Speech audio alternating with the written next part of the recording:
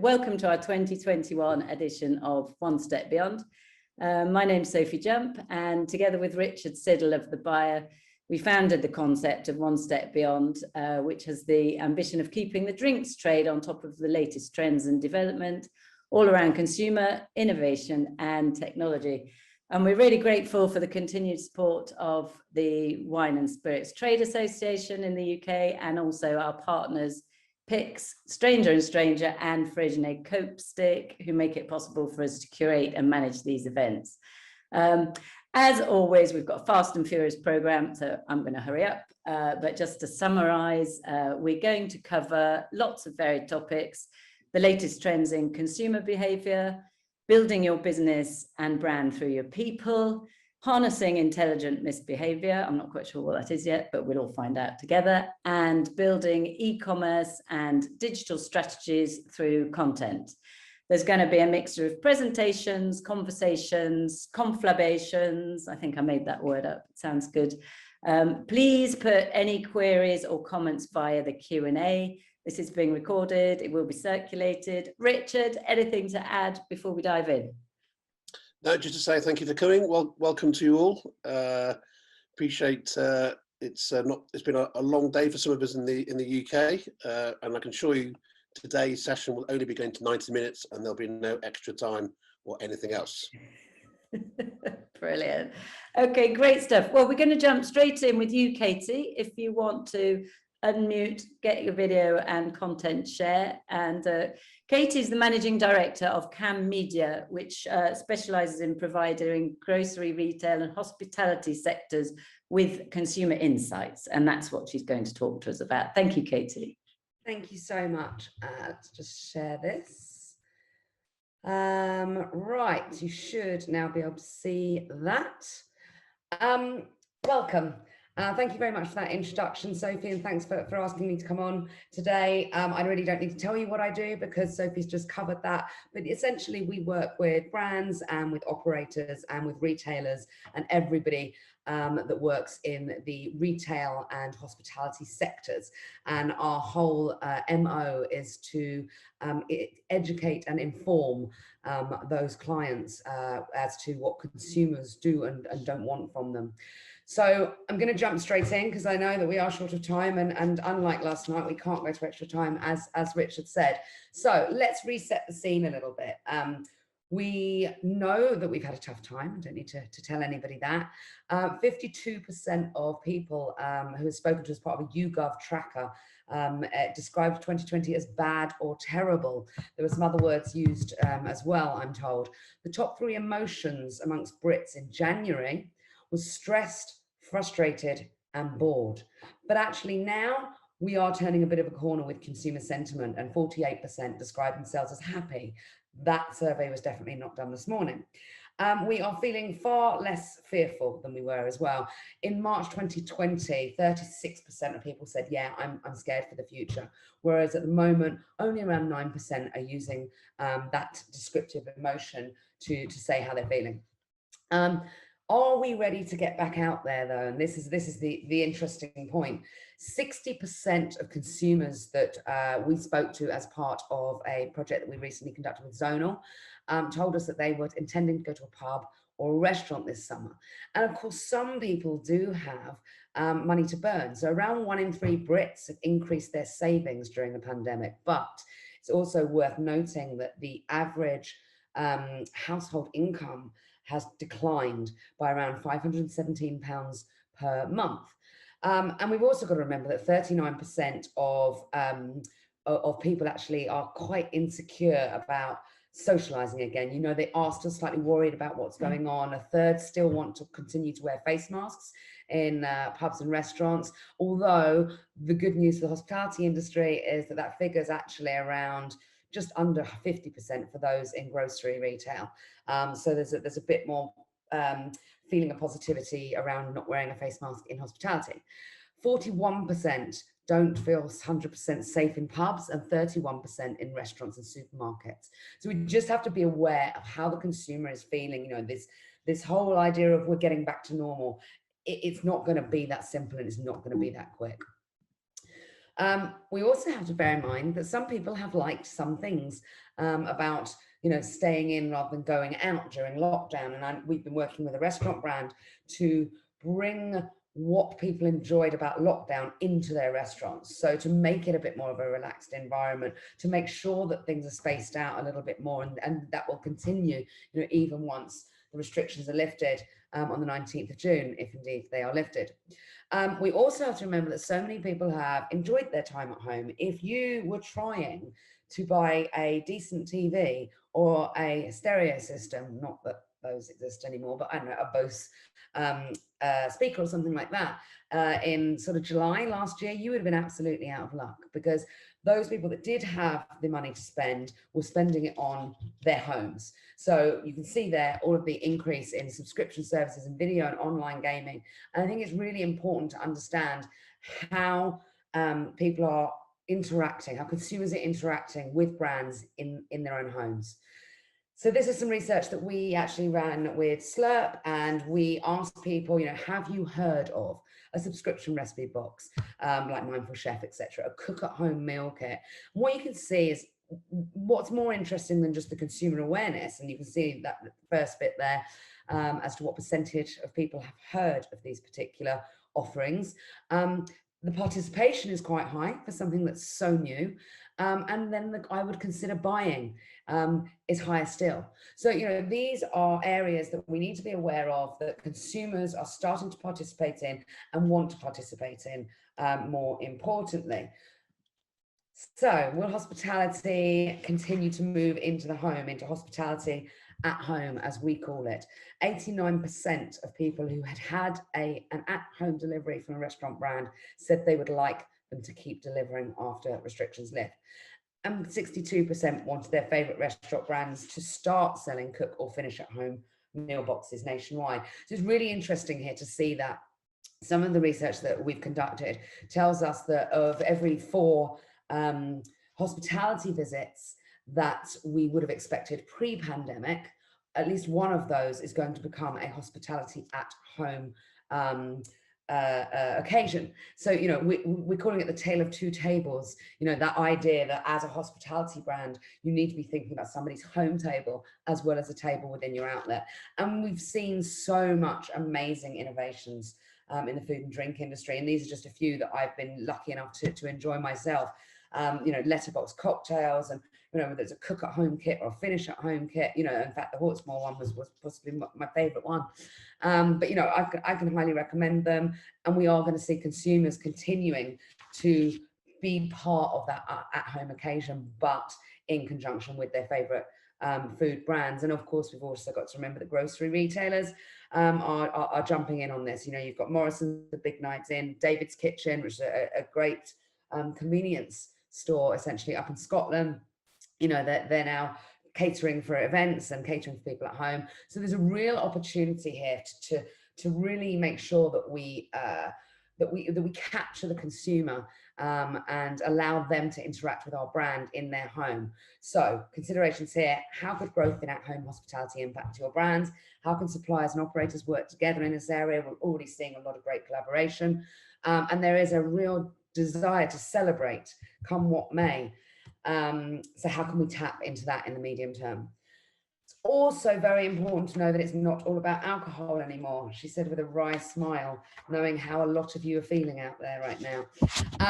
But it really isn't. So research that we ran in January this year for Low and No, 1 in 4 customer visits throughout the year does not contain any alcohol. That's 329 million visits per year in 2019 did not contain any alcohol. So we've got to really start thinking about how we look at how consumers are participating in drinking occasions. So lockdown's impact on alcohol consumption: 23% of the people we spoke to said that they drank less alcohol as a direct result of lockdowns in 2020, and 77% of consumers who have reduced their alcohol consumption as a result of lockdowns will continue to drink less alcohol this year.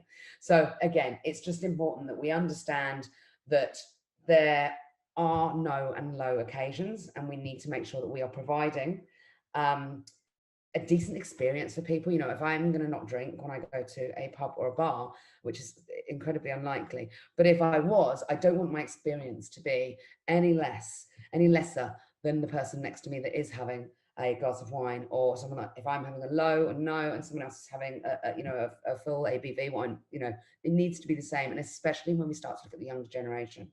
So 2 in 5 18 to 24-year-olds describe themselves as teetotal. That's more than twice the number of UK adults. So Gen Z are drinking a lot more low and no drinks. They drink them sort of alongside alcoholic drinks as a way to regulate alcohol intake. And you can see there 1 in 4 have purchased a low or no brand in the last 12 months. So questions here. Are we putting enough focus on the growing low and no alcohol occasion?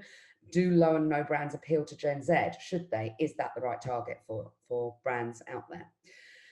So it has also been a real time for exploration. So they say it takes 6 weeks to break a habit or to create a habit. And old routines are really being broken and reset thanks to this pesky pandemic. 66% of Brits have made regular changes to their shopping baskets, and 39% have bought a brand that they've never tried before during lockdown. Now, this is actually looking at beer enthusiasts specifically, not necessarily wine, but this is a project that we did with Beer Broker. And anybody that wants these slides, by the way, drop me an email and I'm very happy to share them with anybody out there. I'll give you my email address at the end, or maybe Sophie can pass it on. But new habits really are formed. So 47% of the people who we spoke to, these are beer enthusiasts, so they regularly drink beer, said that they're drinking more of premium beers. So we're looking at a more sort of drinking less but drinking better attitude that has come out of the pandemic for beer drinkers. And I'm sure, I'm pretty convinced from research that we're currently doing with a wine brand that it's looking to be similar to that. For wine coming out of the pandemic. 57% of drinkers said that they were interested in searching out more unique beers. 75% have ordered direct to their home for the first time. So we're not just changing what we drink, we're changing how we actually access those drinks. So period of experimentation and exploration. There are new habits. We've got to understand what those consumer habits are. How might the growth of direct consumer impact brands, the desire for local subscriptions? You know, all of these things are growing and all of them are changing the way that consumers interact with the food and drink industries. Digital has become our default. And I said even for grandma there because I appear to be Apple helpline for my 91-year-old grandmother who now does her shopping online on an iPad. So digital for, demand for digital is increasing across all the customer groups. We know that.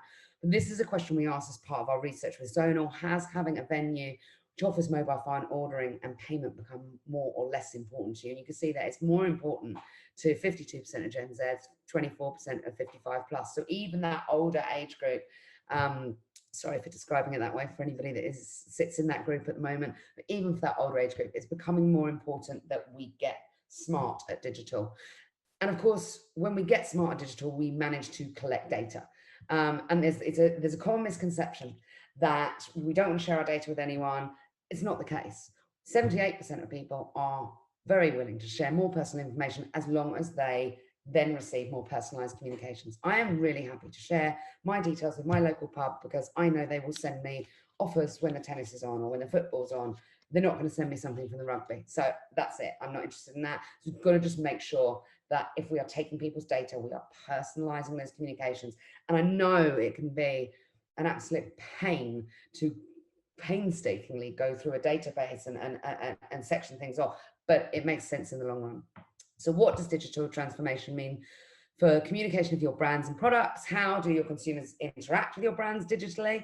How does that digital and face-to-face sort of work together? Should ordering apps and menus work in your favor? How do you make them work in your favor? And are you maximizing your use of customer data? So one final trend that I just want to cover off is what we call the conscious consumer. So that idea of I'm not just interested in getting a product to my door anymore. Actually, I'm really interested in what's behind that product. So this is figures from our Gen Z research program. And if you go onto our website, you can download this for the whole research program for free. Gen Z in particular believe that, you know, the ethics of a company have a massive influence on where they spend their money. So 55% say that, yeah, the impact that brand has on my health makes a difference as to whether I purchase it or not. And it's 48% for the impact of environment, 21% charity work, etc. So, you know, again, the consumer has become so much more conscious during this pandemic, and we just need to be aware of that.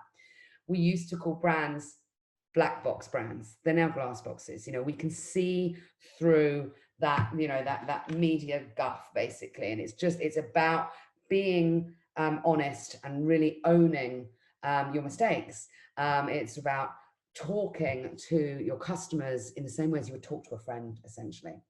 So ethics, sustainability, single-use plastic, they were all 2019 trends. They didn't go away. They just became less important. They are now coming back into the minds of the consumers, and it's incredibly important that we operate within that glass box. You know, we identify our weaknesses. You know, what can brands get called out for? What should you be celebrating? And then just this final section, and it's kind of all goes together really, which is about health and wellness. Obviously, people want to be safe in venues. It was the #1 reasons why people weren't returning to hospitality when we first opened up. Only 18% though said that they didn't feel at all safe returning to a pub and bar, and that was before we'd reopened. So now we've reopened and people can see that safety, you know, then I think that people will be reassured. But this trend goes much, much further, because health now means mental and emotional as well as physical, which you know, I'm so happy for, because I do think that as a nation we needed to be making a bit more of an effort to understand that the mental and emotional fitness of the nation is as important as the physical. So we just have to remember that consumers are making conscious efforts to eat more healthily, to look after their mental health. You know, what can we do as brands to help them on that journey? And then, you know, Gen Z, you know, what was it, 54% of people who want to eat more healthy. Well, Gen Z are amongst them. 10% of them are vegetarian, 11% are flexitarian, you know, 1 in 4 are teetotal. They're leading a bit of a revolution in what we consume, and it's really important that we have those conversations with Gen Z, that we understand exactly what they want from us, because they're the future essentially. So what does your health trend mean for, what does the health trend mean for businesses and brands? How can you tap into that trend? How can we embrace supporting mental and emotional health as brands? And the desire to reconnect. You know, 90% of people that we spoke to as part of a research program last year told us that going to the pub is good for their mental health. I don't think many England fans will be telling you that this morning. But to summarize, hospitality is moving into the home. Changing occasions creates a new venue for hospitality brands to enter. So, you know, as a business, you need to decide whether that's somewhere that you want to play. Low and no is a really huge opportunity, growing 30.2% in the off-trade last year. Old habits are changing. We are much more exploratory, not just when we go out, but also in the home with the food that we're cooking and the wine and the beer that we're buying and trying. Consumers are more conscious, and they want to align with brands who share their values. And they are looking for healthier options. Now, that doesn't mean that they're not going to be drinking anything, but it does mean that there might be a bit more mindful drinking occurring. That's our website address there. Please go on. Every single one of those research programs is free to download. Please go on and help yourselves. And that's my email address at the bottom there. I'm sure Sophie can share it as well. But if you've got any questions, or if you want a copy of the slides I've just rattled through, I'm really happy to share them with you. Thank you. Brilliant. Thank you, Katie. Fast and furious. We do have one question from David Gates, if you wouldn't mind just writing. Can you just write him an answer? Yeah, I will do so. Thanks very much. Thank you. And also just to add, you know, Katie's obviously focusing on the UK market, but I think that most of her observations will be pretty applicable, or parts of them, in all of your other countries, because I know we have a very international audience. So I'm going to hand over now to Richard, who's going to manage a conversation with Steve Ingham, who we're delighted to welcome amongst us. Steve is the global CEO of Page Group, which is one of the world's largest international recruitment specialist agencies. Sorry, Steve, nearly introduced the wrong person then. And he's going to talk about, you know, the everything that the impact that people have on your business and your brand and recruitment, a lot of key current issues. And Richard's also going to bring in afterwards Paul Mabray, who's the CEO of Pix, who's just set up a business during COVID times, and talk to him about how he's recruited his team. So over to you, Richard. Thanks, Sophie. That's great. Nice to see you, Steve. Hope all well with you. All very good, thank you. Yeah, little sad after last night, but otherwise good. Yeah, exactly.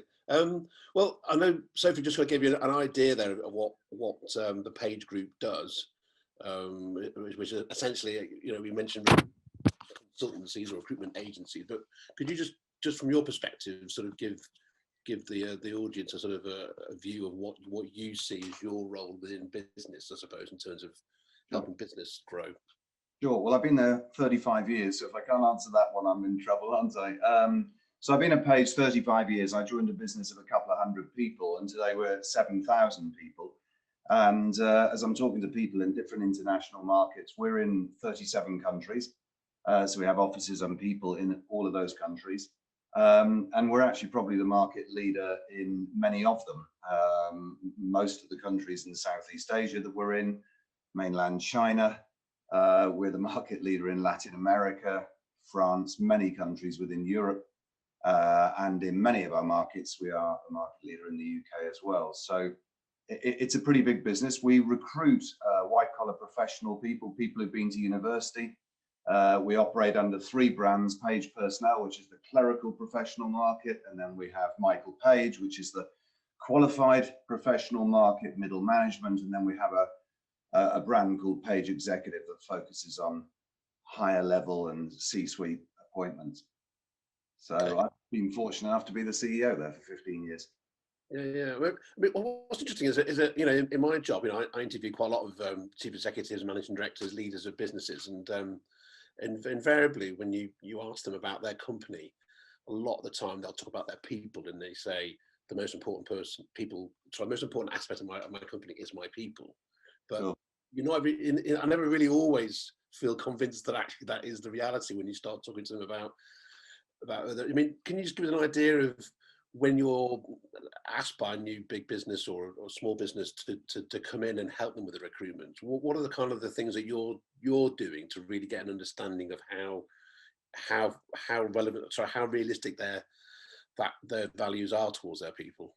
Yeah, and we have the benefits now of a lot of data, and therefore we can use that data in an intelligent way to actually prove to them that in some cases that they're actually wrong and ill-informed or misinformed about what they're looking for. I suppose the point you make around people is absolutely key. So at Page, we don't have any assets except for people. We own nothing else. So, you know, the experience, the quality of the 7,000 people is everything. We're worth about £2 billion on the London Stock Exchange. So, you know, that whole value is just purely in the people that we've got. And therefore, it really is important that we manage to not only attract the best talent, but also motivate them and, of course, keep them, because attrition is so expensive. And so when CEOs come to me and say, look, you know, I absolutely agree with you, Steve, people, they tend to often quickly forget that. And they're not thinking through the eyes of the person who might want to join them or the person that's already working from them. They're probably looking through their own eyes and thinking, well, I like it here. The culture suits me. I'm in this industry, isn't it wonderful, and everything else.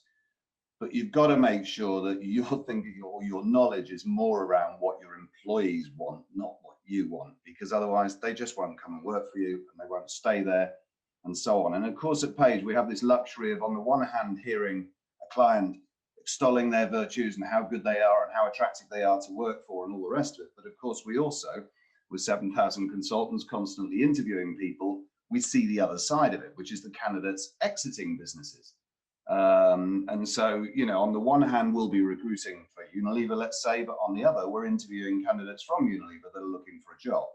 And they're telling us what they think. And it's incredible how often there's a mismatch between the two. Yeah. And I suppose with the drinks and hospitality sectors in particular, I guess there's an element sometimes of it is a fantastic industry. You know, we have a great product we all, love, not just to drink, but all the whole stories behind it. And there's an element that, we almost sort of feel lucky to have a job or to be working in that sector. I mean, can you give us a sense of like when you're dealing with a business that clearly has quite a lot of attrition, there's a lot of people who come and go, and that mismatch, how do you go about actually trying to really realign them and making them realize that actually their values aren't matching the current candidate pools that they're looking for? Yeah, I mean, because I'm so old, I can think back to what it was like when I was younger and how I thought as a 25-year-old. And I was a lot more conservative around my thinking and the way that I operated. I listened to my boss. I did what I was told. If he's said, and it was a he always, if he said, you've got to work from 8 in the morning till 8 at night, I just did it, and didn't really question it. And certainly if you'd started saying, Steve, back then, what were the values of the company, and what was the vision of the business, and what was their approach to D&I, and so I wouldn't have even known what you were talking about. If you're not clear on all of these subjects today, then you will be judged.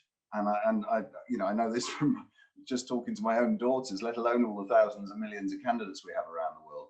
You are judged, and lockdown, for example, the last 18 months has been an incredible time for us all to evaluate, hasn't it? Not just our jobs, but where we live, who we're living with, all sorts. And I'm sure we've all got friends that have made some pretty dramatic decisions. But job-wise, I mean, that couldn't be more the case. So that companies have really been laid bare, as they say, when the tide goes out, you often see who's swimming naked.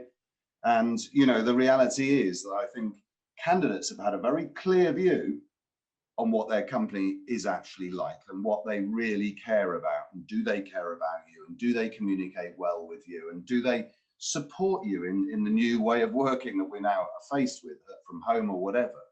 And if not, they'll do something about it. And so, I mean, for us, I've not been through clearly a global virus like this pandemic, and it hits our results, you can imagine, when we're so reliant on face-to-face.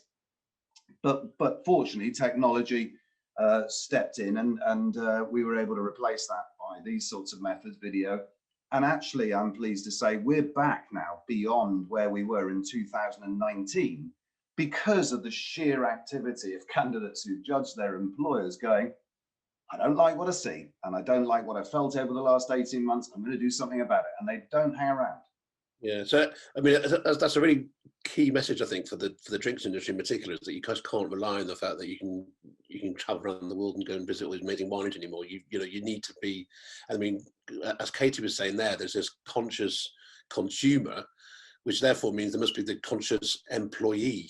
So they're judging, as you say, that whole, all those value sets, far more than, as I say, when through my career as well. Totally, and I can see it on our own social media internally. We've got one of the Microsoft products, Yammer, and it's an incredible way for us to all communicate. And in small groups, social groups, all sorts, professional groups, networking, different countries, and so on. And I follow them all, and I also am one of the most regular posters on there with a lot of video content and so on, speaking directly to the employees, doing town halls, where people can actually type in questions, they get liked. You can suddenly see 300 people liking something about when are you going to improve maternity pay, and you're left clearly having to handle that question and live, and it gives you credibility if you do it well and not accordingly. But if you just assume and don't do all of these different things, we've been doing engagement surveys throughout the pandemic, because obviously so much changed in terms of the way we work and everything else, people working isolated on their own and so on. We checked in with them regularly. We did pulse surveys to certain populations we were concerned about.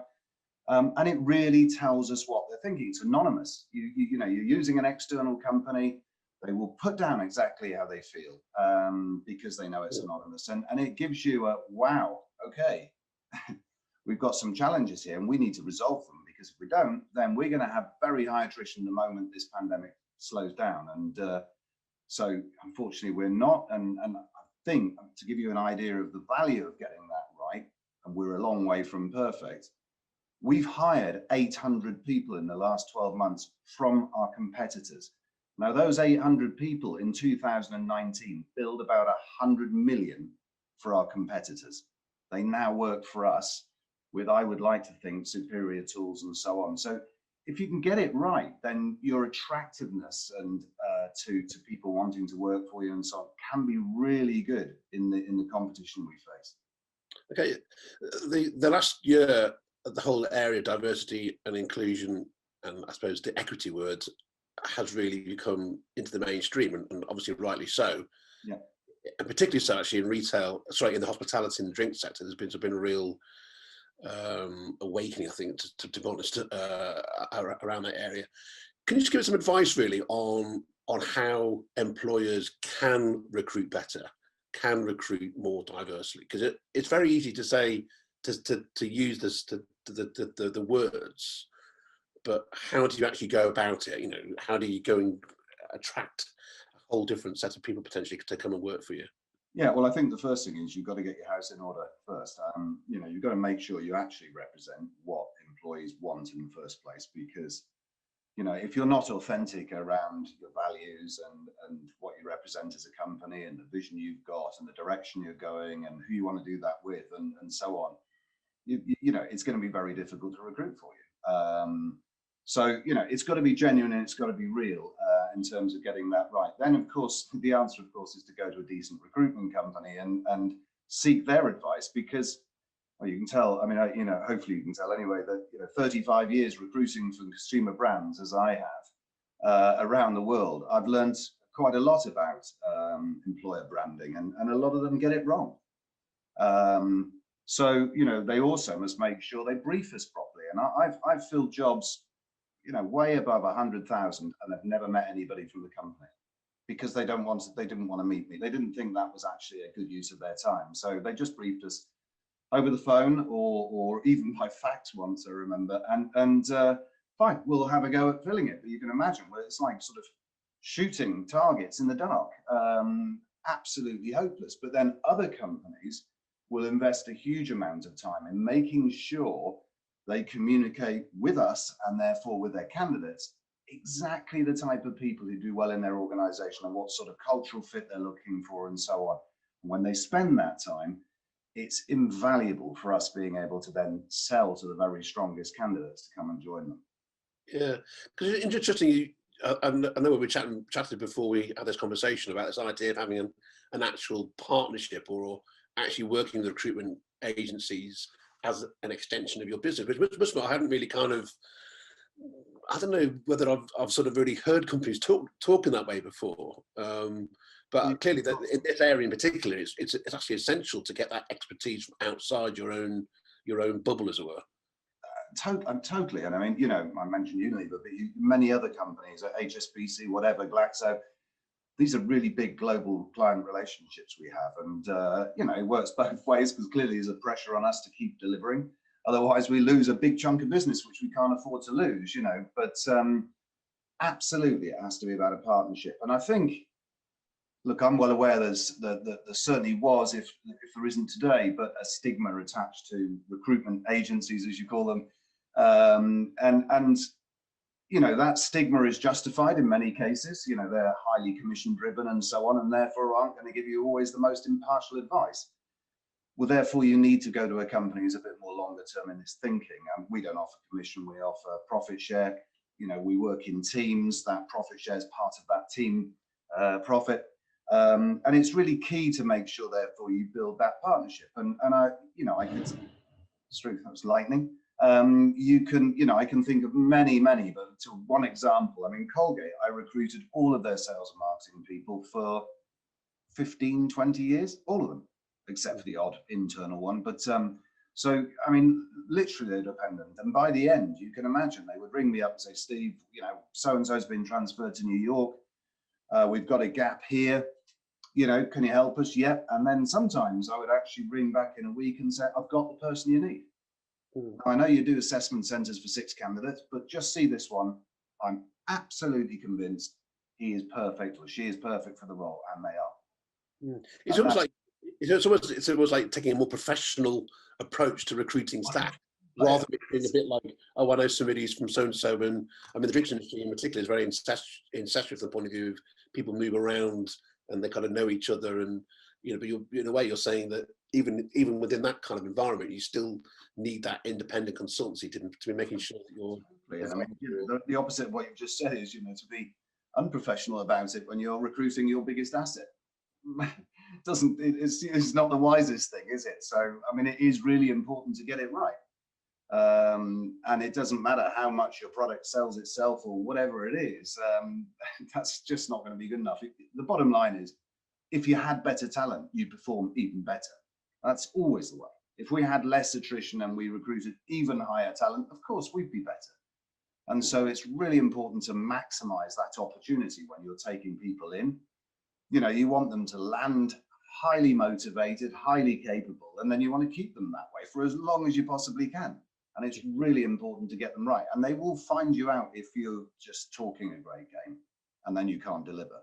Yeah, and it seems, particularly with the drink sector, that it needs to attract people who wouldn't normally always think of working within, say, the wine trade, and being able to work with professional agencies that can find talent from other sectors, be it FMCG, be it sales, marketing, or whatever.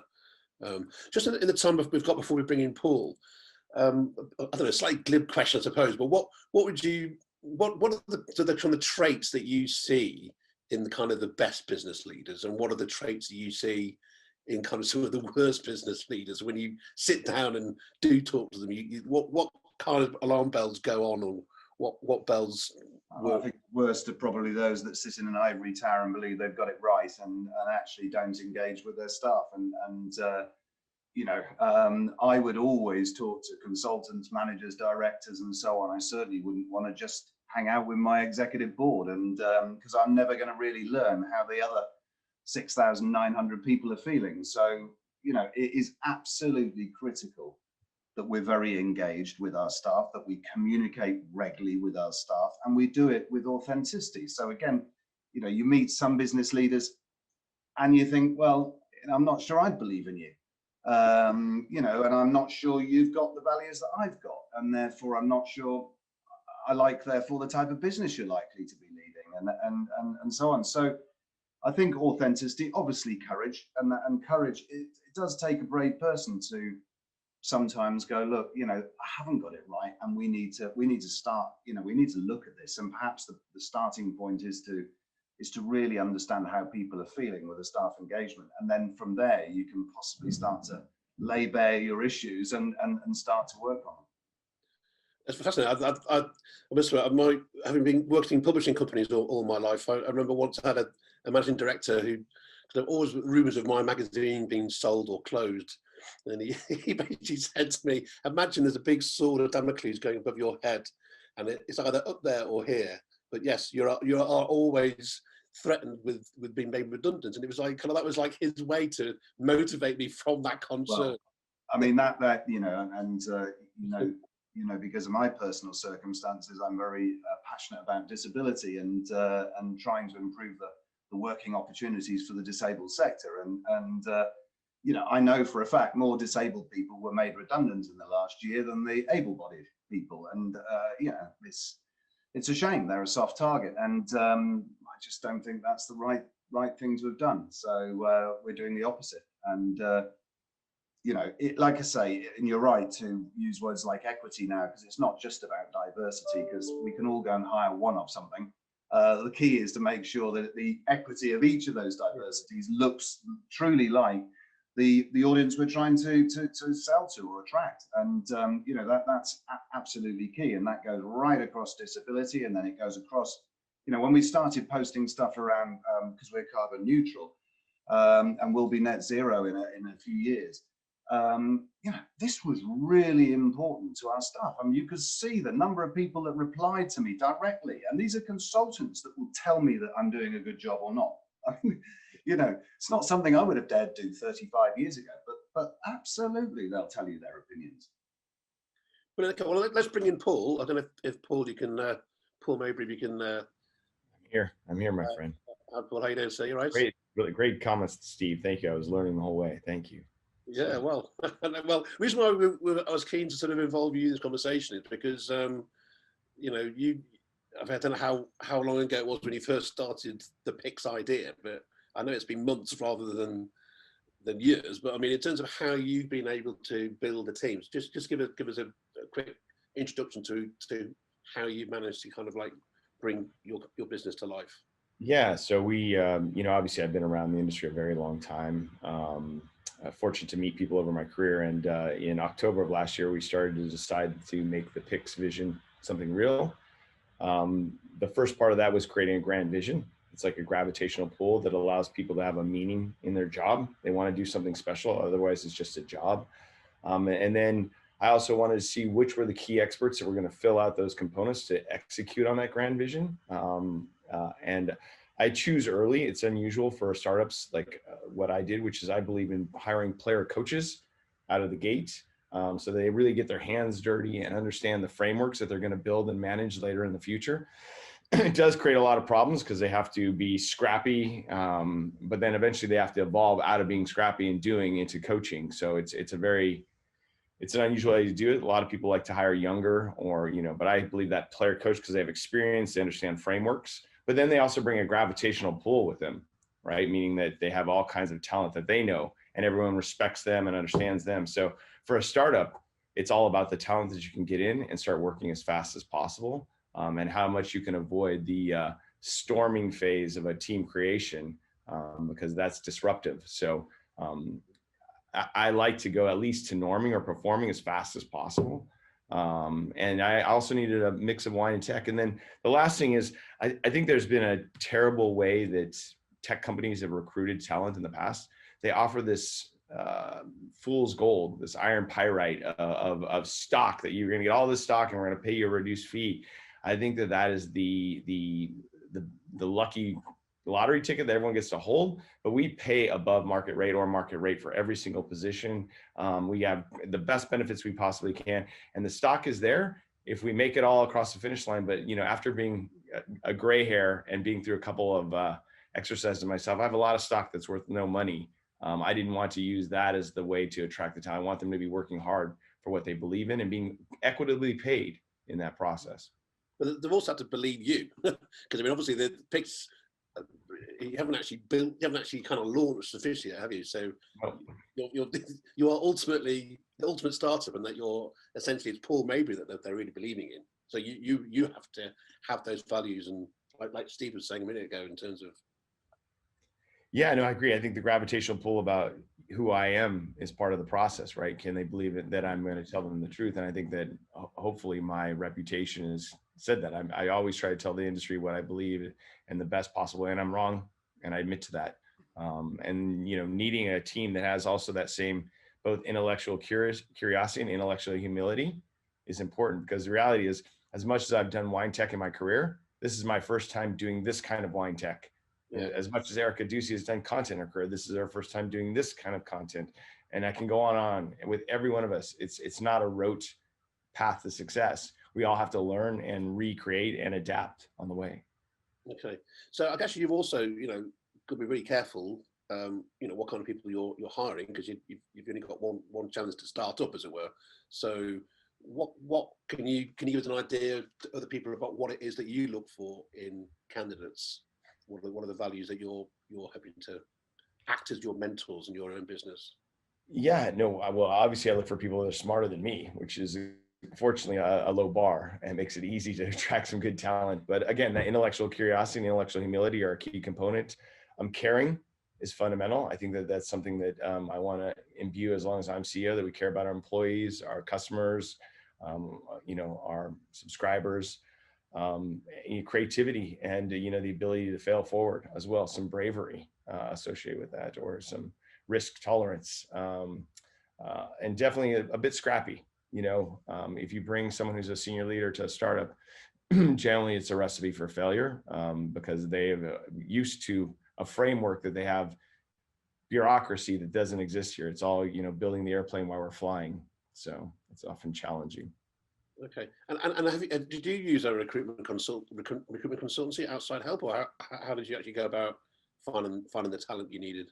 I did. I love recruitment agencies, just to start off with it. But as a startup, first of all, you haven't really solidified your values. So helping a recruitment agency understand those, you got to get into that a little while. I think frame that up. And also, as Steve says, a partnership. And a partnership requires resources and time and energy. And if you go too early, you actually set the recruitment agency up for failure and yourself, and the people you're bringing in are not matching you. So I only bring agencies in when we have a stable ability to actually partner with them to say, hey, this is what we're looking for, and here's what we're thinking, and here's why because he's right. If you don't treat it as an extension of your team, then it's just a transaction, and it actually leads to oftentimes hit or miss results. Wouldn't you agree with that, Steve? Yeah, spot on. Wow. I'm winning. Yeah, for sure. I believe that it takes team and people, for sure. So Steve, just coming back to you, I mean, hearing what Paul says there, anything there you want to pick up on in terms of what he was? No, he's absolutely right. And I like the fact that he talks about people who, get dirty and hands-on, and we're the same, because although we're big in some markets, we're starting in others. In the middle of the pandemic, we launched in the Philippines, which was our 37th country. And, the person who we've basically selected to run that organization, all of 20 employees at the moment, after 9 months, we flew him, and he was a senior director in our Spanish business running 80 people, and I don't want him to go, hang on a minute, why would I possibly do that, and go backwards to 10 and then try and grow it all again, and so on, because one, he trusts us, and obviously, not obviously, but he's more experienced, so therefore he's married, he's got children, all of which he has to think about. We've got to relocate them, we've got to make sure they're comfortable in the Philippines, education's taken care of to their satisfaction, all of those things. And he's got to trust the leaders that we're not going to change our strategy a few weeks later and say, sorry, Albert, you're high and dry in the Philippines. Good luck. So it's really important, though, to get people who can be hands-on and get involved. And also, that Paul, just coming that manager as mentors, is that something that that's part of how you manage people? Was that something that you were keen to instill in your business from the beginning? I'd like to think so. I like to think that we are teaching lessons, and not just vertically, it should be horizontally as well. I mean, look, there's a lot of learning that's occurring at a wine tech company. I mean, it's wine tech business, and now adding content in, which is a whole new culture, and each one of these has their own cultural paradigms that you have to help other people learn. A small example, one of the greatest successes I found in this learning is, the difference between the way tech and editorial work. Editorial builds this great magazine and they chase their way to that perfect state, and tech is the opposite. We have clay and we hand it back and forth, and we're so iterative. And how did we bridge the gap between those two cultures was awesome, but also a challenge. And the way we've done is we make things smaller now, and I will always use that lesson going forward. We call it the 10 100 500, which is do something with 10 size, now scale it up to 100 and scale up to 500. And each of those places you stop and learn, and now the editorial team learns that you can be much more iterative and agile. The tech team learns to put a little bit more polish in certain places, and it's been a great learning. Yeah, and I must say, from my point of view, I think it's fantastic to see a business like yours that's put content, editorial, like really proper, professional, original content. So it seems crazy to call content original, but so much of it is. But I mean, original content is fantastic, and I think that's a real accolade for Pix. Right from the start. We're actually sort of coming. This half an hour's whiz by. I can't believe it's we're coming at the end of our session. But Steve, can I thank you? Really appreciate your time and your expertise, and working across other sectors is so great for you to be able to take part in this. And I obviously encourage anybody watching who's looking at their recruitment issues at the moment to check out the page group. But thanks, Steve, and obviously Paul, for your support, and thank you for the session. Cheers. Have a pint together. Back to you. Absolutely. Brilliant session. There are some questions, but Steve, there were some questions for you, but if you don't mind, perhaps I'll just hand them over to you by an email or something. Is that all right? No problem at all. Thank you very much. I'm going to now, Dan, are you there? I am. Dan, I'm delighted you could get your video on as well, please, Dan. I'm delighted to introduce Dan Cullen-Shute, and I'm feeling a bit guilty because we dragged him out of his COVID bed and made him feel guilty. The poor guy's been very, very poorly this week. Are you feeling better, first of all, Dan? 100%. Oh, brilliant. Oh, thank you so much for joining us. So Dan is the CEO and founder of Creature London, which is an advertising agency, and I love this phrase, he'll tell us what it means, that prides itself on helping brands harness intelligent misbehavior. And also following on from that previous conversation we've had, I see that your company was voted one of the best places to work in 2021 by Campaign, so well done on that. So I'm going to give the floor to you, Dan. I think you just have to share the screen. Fabulous. I'm sure this will work seamlessly. Which one do I want? No, not that one. Sorry, apologies, everyone. Okay, can everyone see that? Yep, that's good. Thank you. Fabulous. So hi everyone. My name's Dan, and yeah, I'm going to talk about innovating, interacting, and engaging with the real people. That's not moving on for me. Oh, where it was.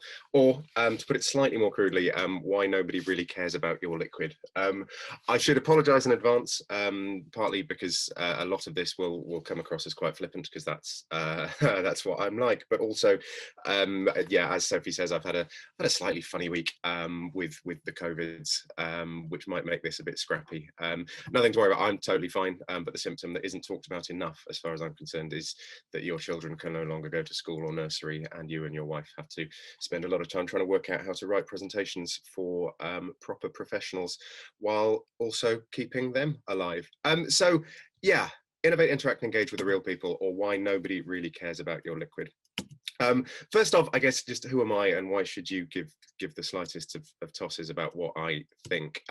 So I think I would describe myself, when it comes to the world of drinks and wine in particular, as professionally curious. I run an advertising agency called Creature, but also a strategic consultancy called White Crow. And over the last 10 years, we've worked with a variety of alcohol and particularly wine brands, including Berry Brothers and Rudd, the Côte d'Iron Vignoble, and also Accolade, who I'm sure all of you know are responsible for Echo Falls, Kamala, Hardy's, and various other sort of main street wine brands.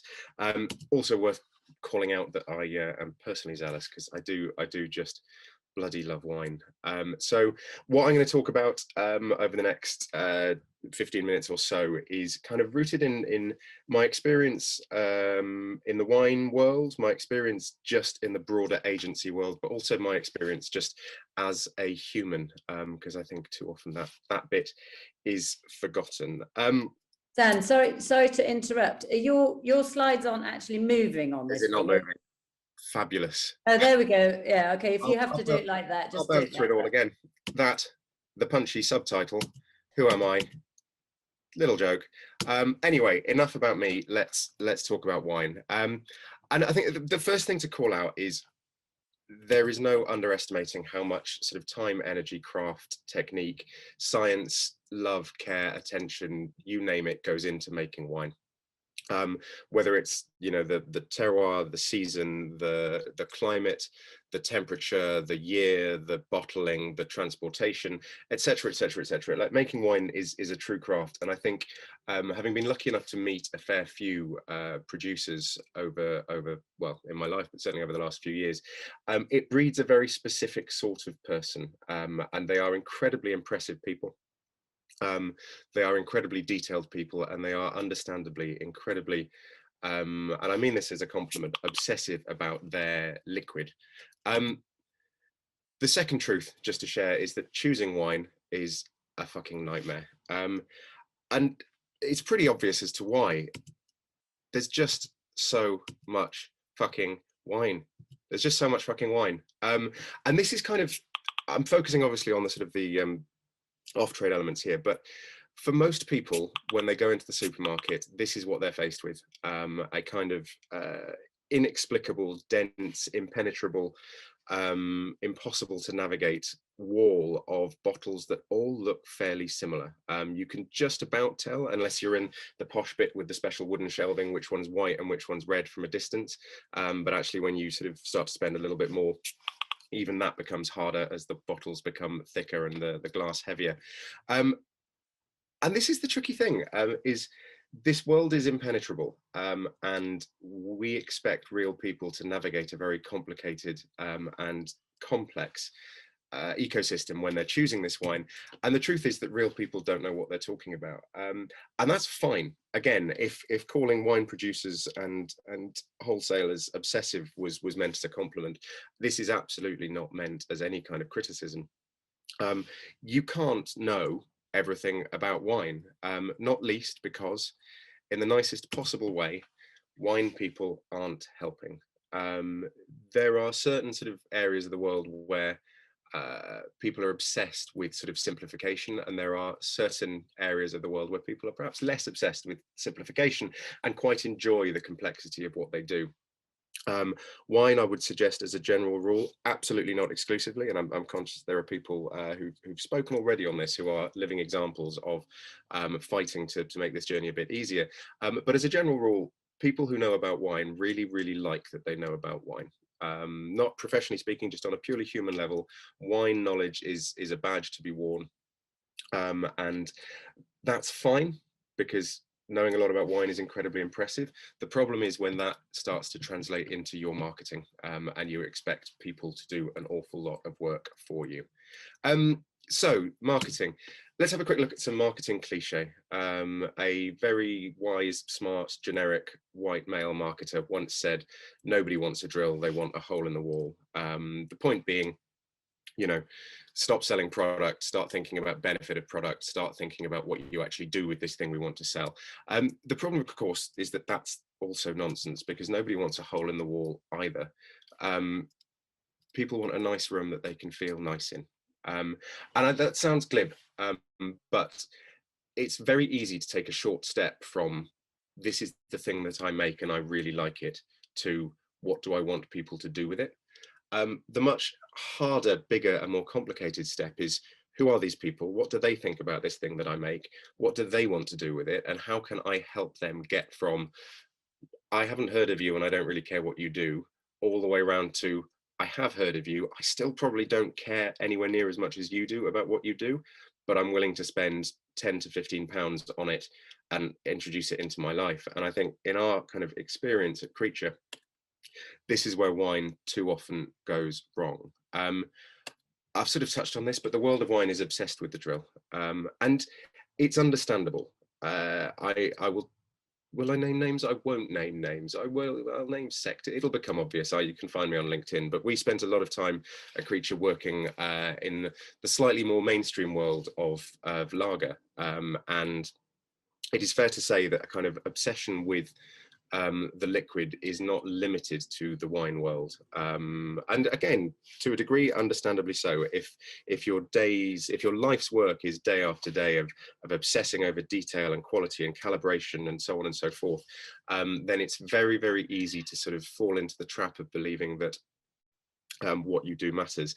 And in wine, it really does. You know, this is a simple map of probably what 0.01% of the sort of global wine producing geography, and it's insane. Like, there is more knowledge there than most people will ever have about wine, and that is a fraction of a fraction of a fraction of it.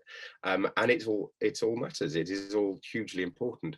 But the problem is, real people aren't looking to buy drills. They're not even looking to buy holes in the wall. They're looking to buy an experience.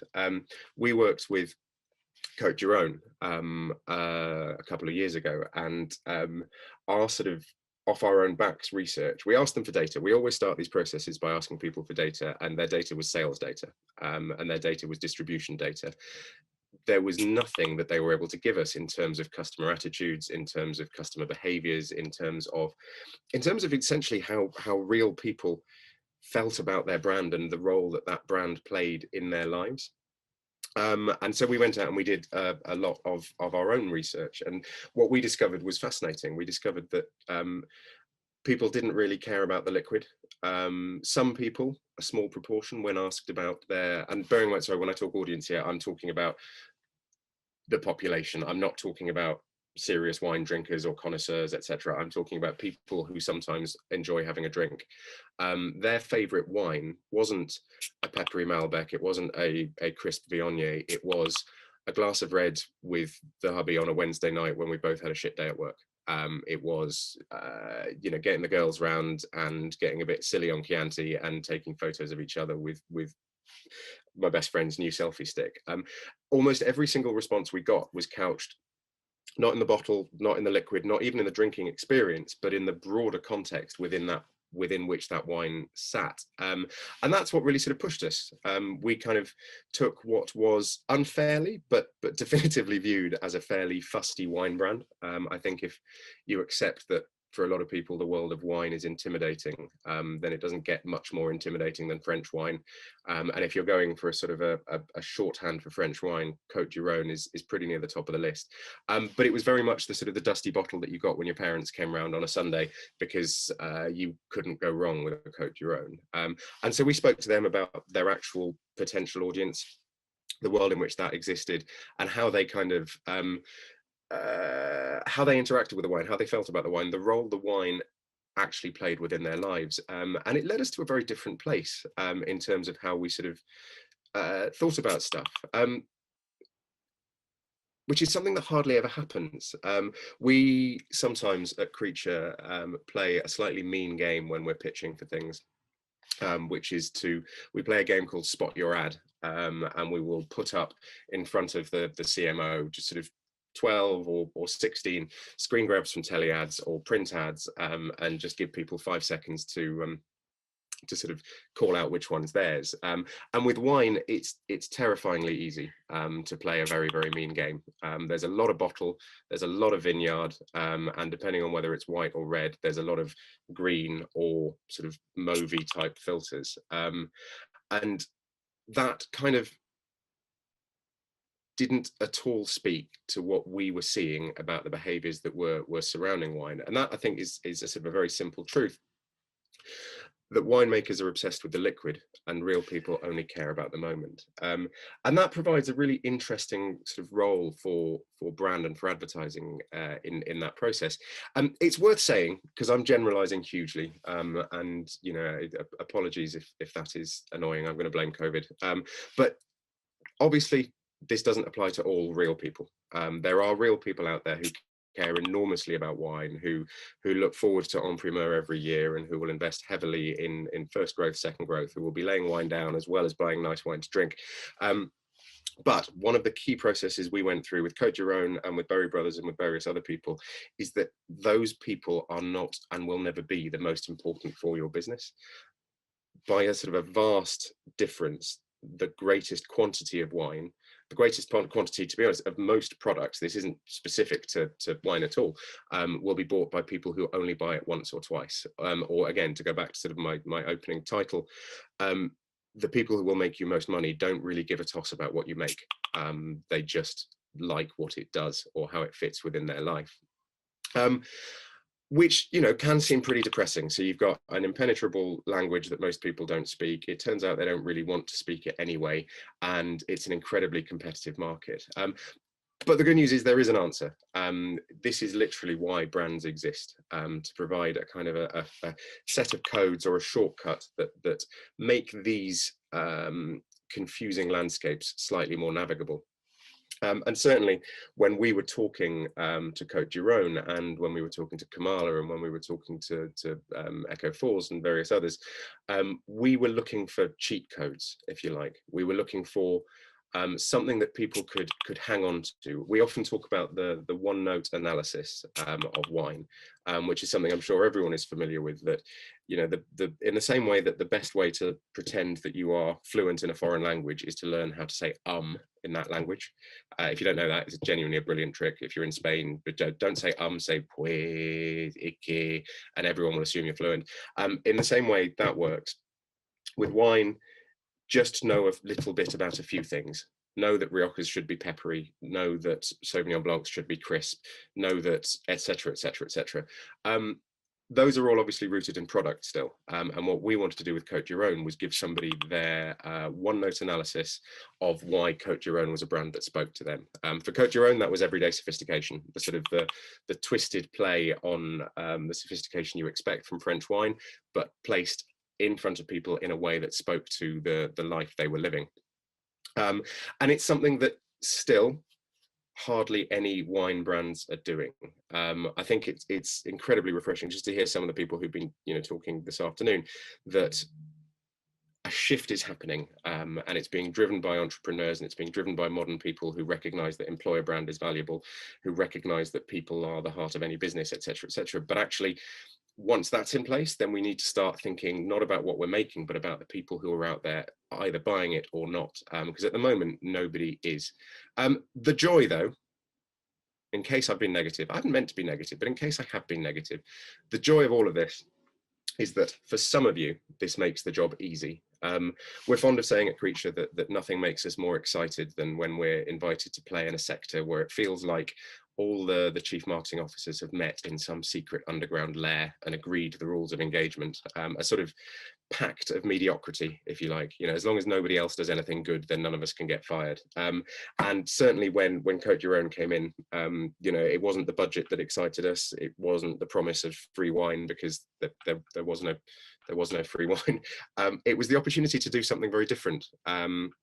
And I think, we love doing that. We love the stuff we've done with Kamala since, but I think there is still a huge opportunity for wine brands who are prepared to put the real people that will or won't drink them ahead of the sort of the fanaticism around the liquid. There's a massive opportunity to do something very, very different. And that, to go back to the very beginning, and to Sophie's introduction, that's what intelligent misbehavior is. Intelligent misbehavior is not the disruption that advertising used to talk about in the 80s, where you just, if you wanted to sell some tires, you went out and shot a 180-second film with an iguana and a bunch of surreal fireworks in the desert.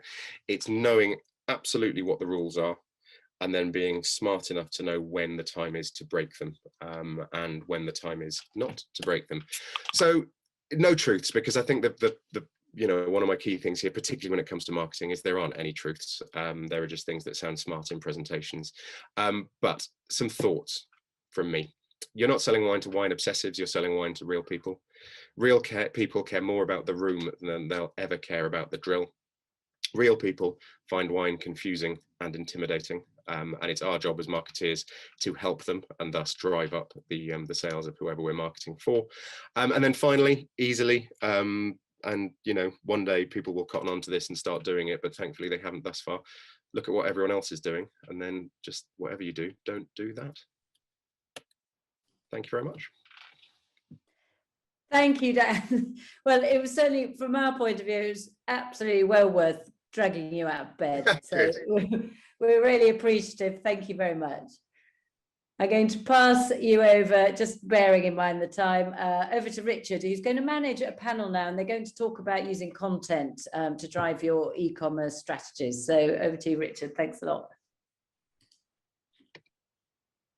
Thanks, Dan. That's brilliant. And actually, don't rush off, because I might actually bring you into this panel at some stage as well, because I will sit right here awaiting your call.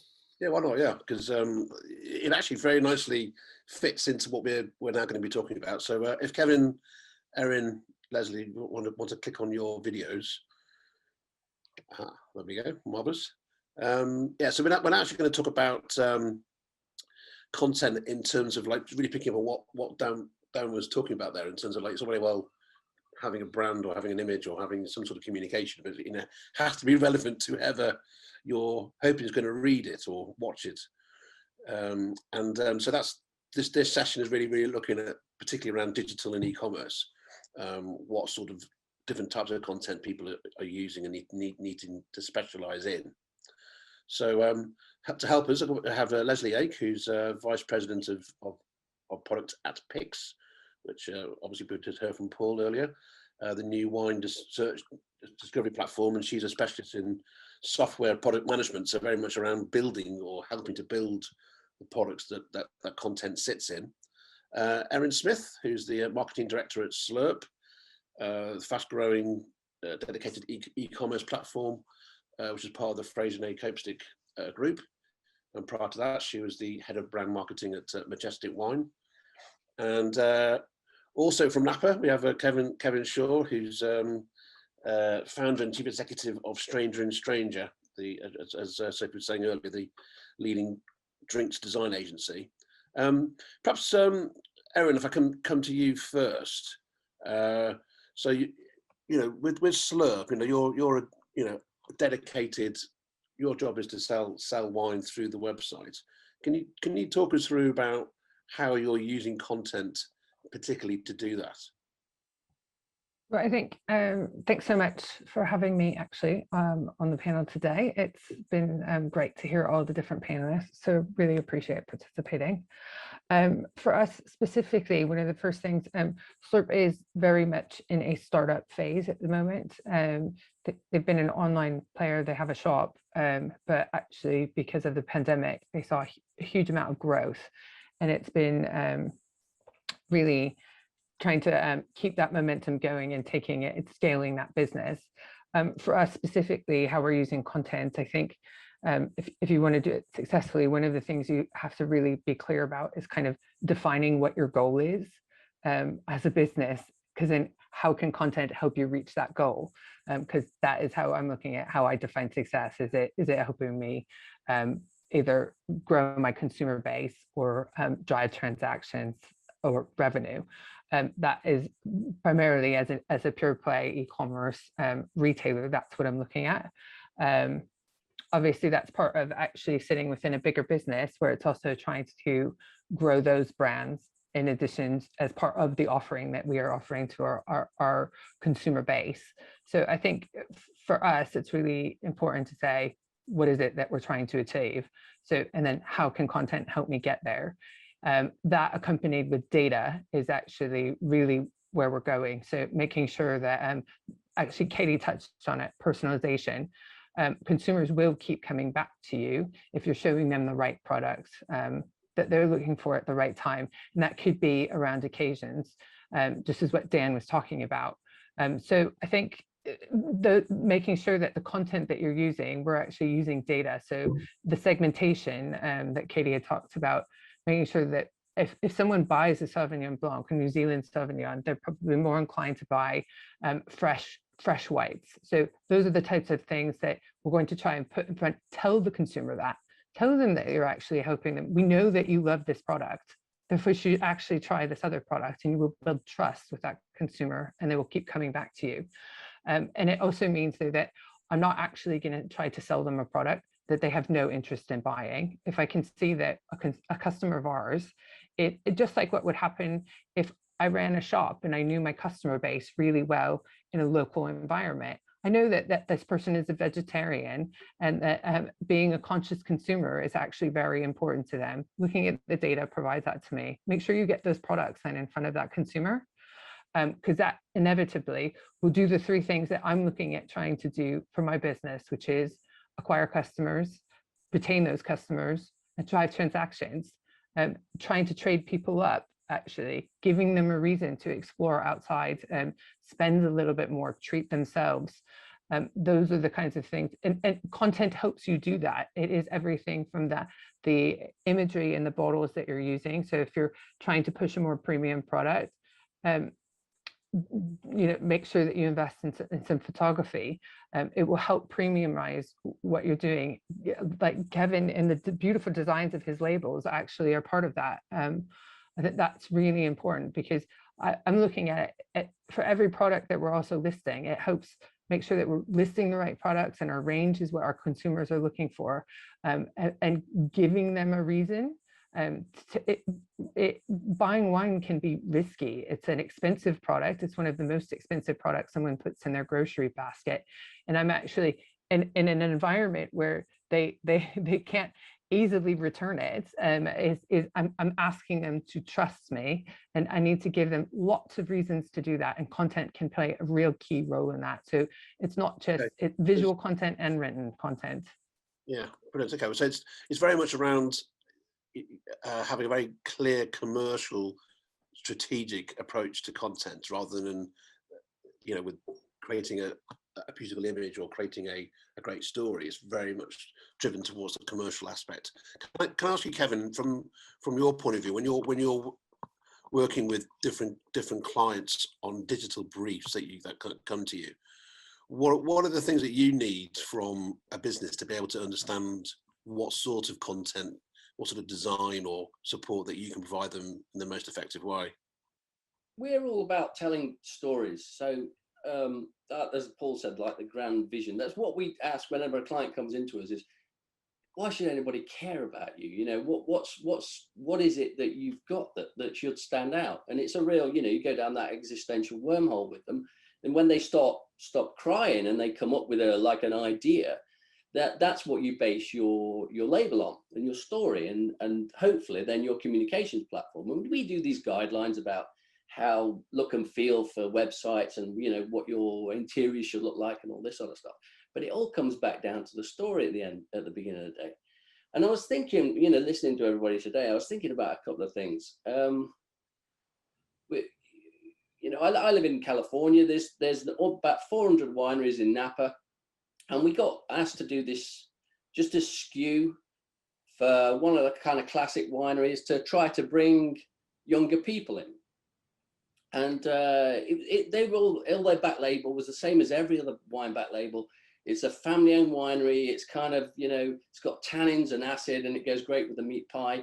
Exactly the same as every other back label. And we started digging and asking and talking and all this, and we found out that they had the most incredible sustainable story, the most thought through thing I've ever come across, like from carnivorous insects to cover crops to water to energy, absolutely every aspect of their thing. And some expert had been in there and said it's the most well thought through program they'd ever seen. So I think it was great. And we managed to cram this story into a label. It's a beautiful engraving. It just looks stunning on t-shirts and posters, just big on this label. It's a great, just wonderful. Once you get that sort of stuff, it's gold, and you can do something to stand out. Very happy, very pleased. Best printer in the world. Great, beautiful bottle, very happy.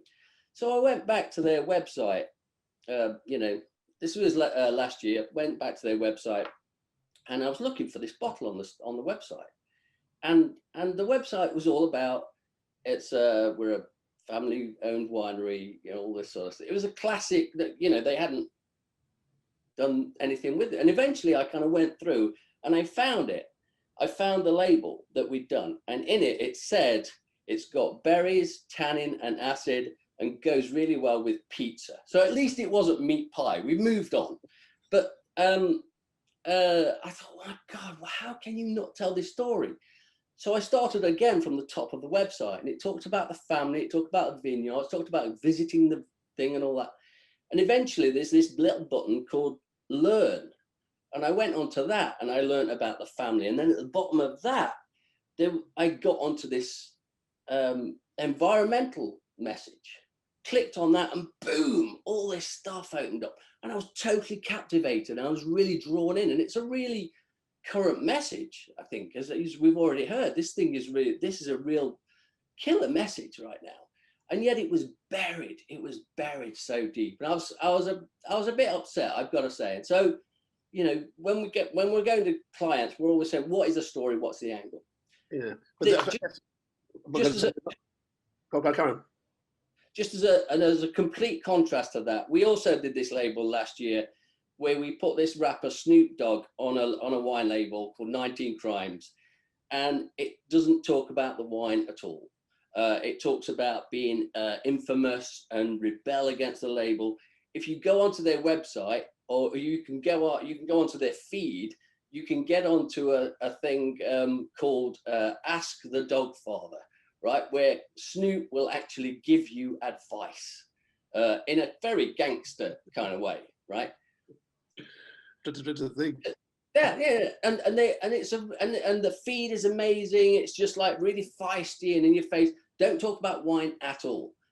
It's done 800,000 cases.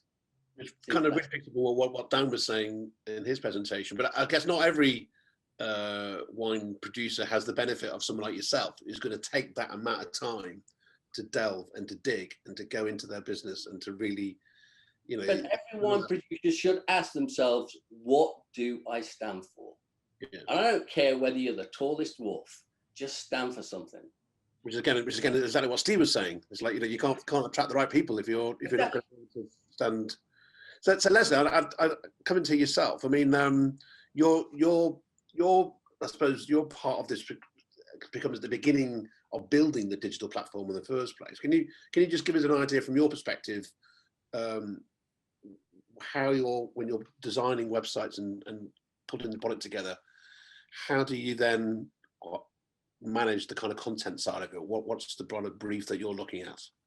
Yeah, well, I think what's been great to hear everyone say is we're all talking kind of about the same thing, is that content ultimately needs to serve a purpose. You know, when you're working with a desktop app, a phone app, you have a limited amount of space to make a big impact and help the consumer solve whatever problem it is we're trying to solve. You know, that's something we talk about a lot in kind of the product management and product development space is, you know, what ultimately is the consumer trying to do? And so whatever you're doing, be it with tech, be it with content, needs to serve that purpose. So like when I think of tech, I kind of also think of products as homes. We're all just building homes. And so the tech side of that is, you know, it's the foundation, it's the walls, it's, you know, the light switches and the plumbing and that sort of thing. But the content is, you know, the furniture and the art and all these different pieces that when that, you know, homeowner comes home, they have a problem. They would like to sit down and perhaps have a glass of wine. And so they need a couch. They need something beautiful to look at. They need something to read. They need, you know, books on the bookshelves.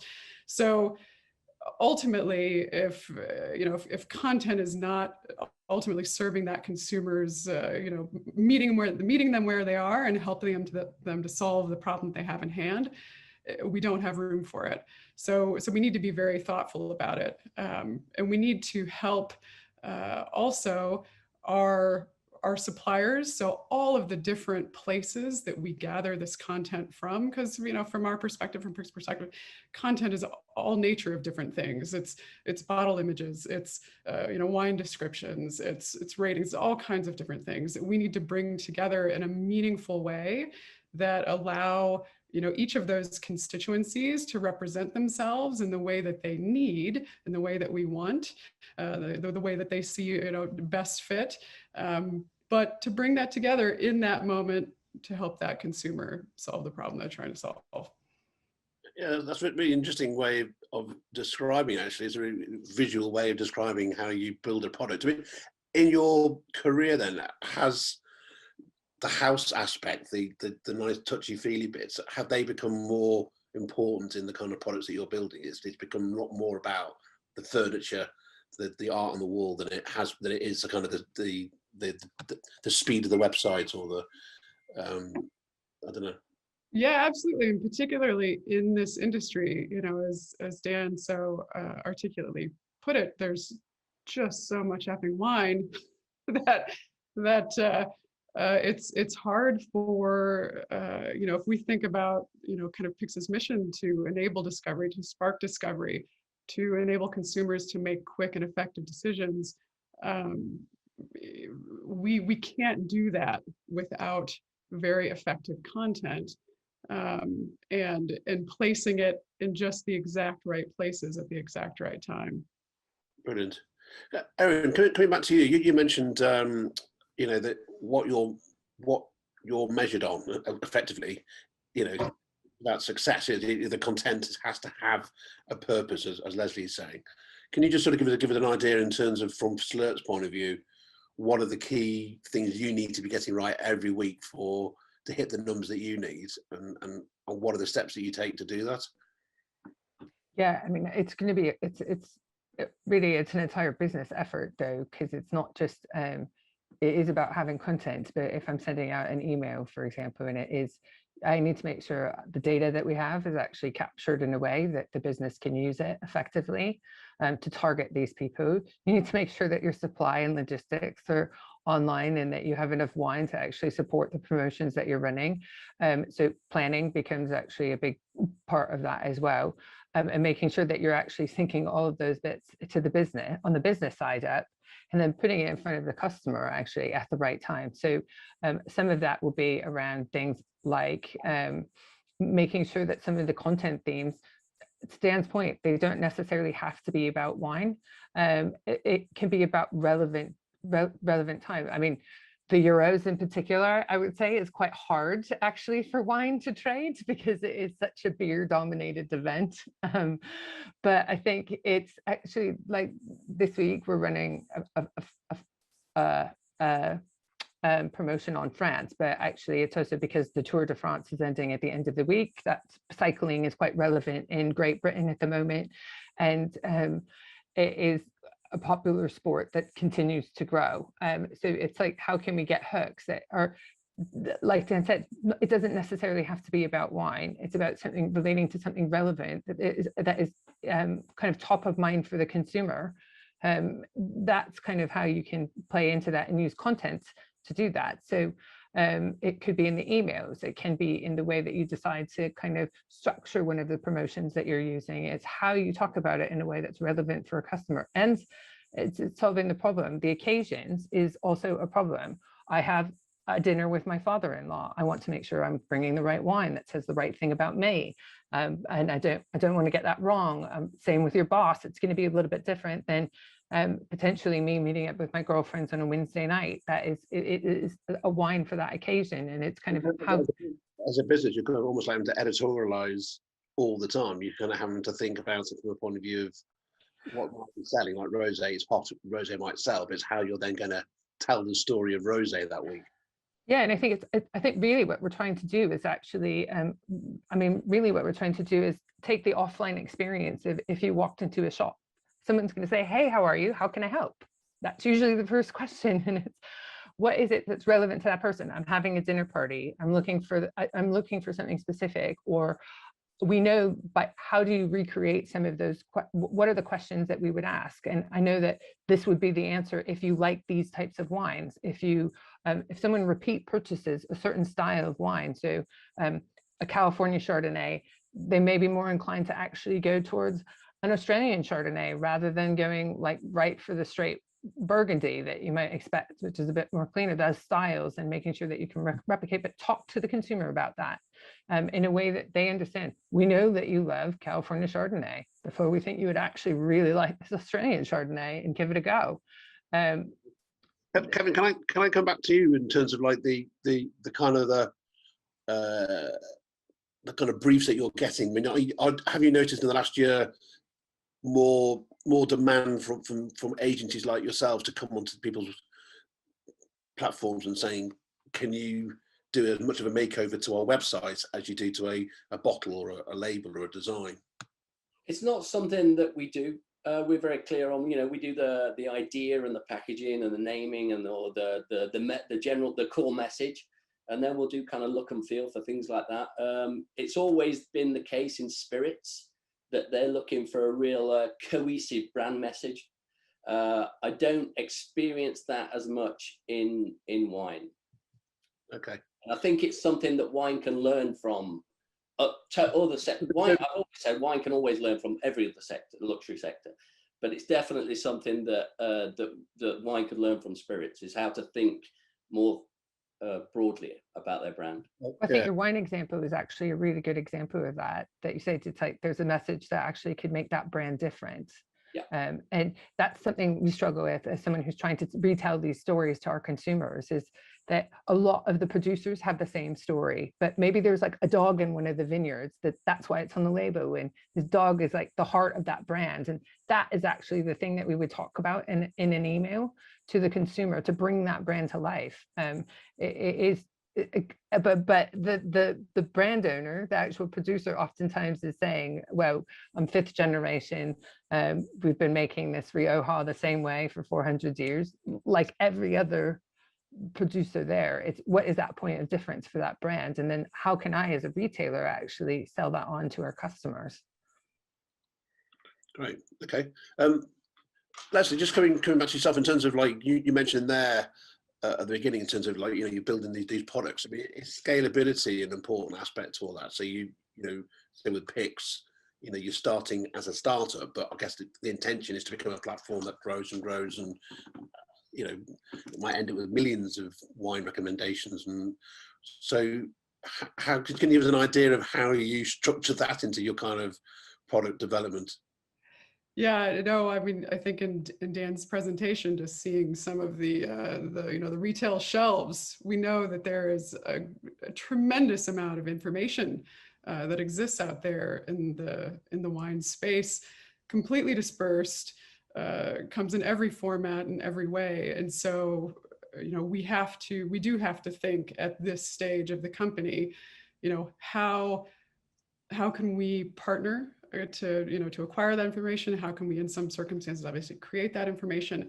How can we bring it all together, in a meaningful way to present? How do we manage it? How do we, partner with various constituencies to actually manage that information? So it's certainly some things that we have to consider now. Obviously, in a startup, you don't start out by building the grandest thing. You heard Paul earlier talk about, kind of the small steps, the 10, 100, 500, like we take things in little chunks and, kind of experiment and prove things out. But we do, even as we're building today, we do have to think about those solutions and how we're going to get from A to B to B to C and further on. It's a very hard problem in this industry to solve, but then again, you wouldn't start a startup to do something easy. So that's why we're here. Okay, Kevin, and the final word to you, Kevin. Just as we're all coming out of lockdown, hopefully slowly but surely. I mean, what's your sort of final thought really on terms of how the drinks industry, in terms of how it's going to evolve, and some of the things that the kind of consumer behaviour changes? How do you see that's going to be playing out in terms of the kind of design and labelling and the imagery that you're going to be working on? I think we've definitely because the COVID and what COVID has done is made us all order online, and so we've all had to deal with these apps, and everybody's been getting their elevator pitches focused a lot more than I've ever experienced, I have to say. We're getting a lot more clarity. Labels are getting punchier because they've got to work on phones. I don't know that that's going to change. I think there's going to still be a lot of that. I know I've seen those pictures of the supermarkets, but I think people are still going to be ordering a lot online as well. I hope for the wine industry, I hope things are going to broaden out from just being, another Cabernet Sauvignon. I mean, the 19 Crimes is an icon to me because they're launching seltzers. It's the first. I've been doing this for 27 years. It's the first time I've seen a wine do something that isn't wine. Yeah, and they're going to kill it. Yeah, no, absolutely. So I hope other brands start to think more about. I think, as Dan said, it's not all about this expert knowledge about the liquid. It's about other stuff than that. And I hope the wine industry starts to think that way. Yeah, brilliant. And I think it really kind of captures actually what we're trying to do with these sessions. Really, is learning from each other, learning from other sectors, learning from experiences that people, we've all had similar experiences that's last year doing things like this. But it's how you then take that to the next level. So, thank you all to yourselves for that session, and obviously to all our speakers this afternoon. So from me, I'd just like to say thanks a lot for everyone's time, and really appreciate everyone tuning in. We will be writing this up and sharing the videos in due course. So thank you from me, and over to Sophie. And thank you from me. Nothing more to say. Thank you to our panelists. Thank you for all of you for participating. We'll see you next time. We'll be back in the autumn. Okay, bye. Cheers.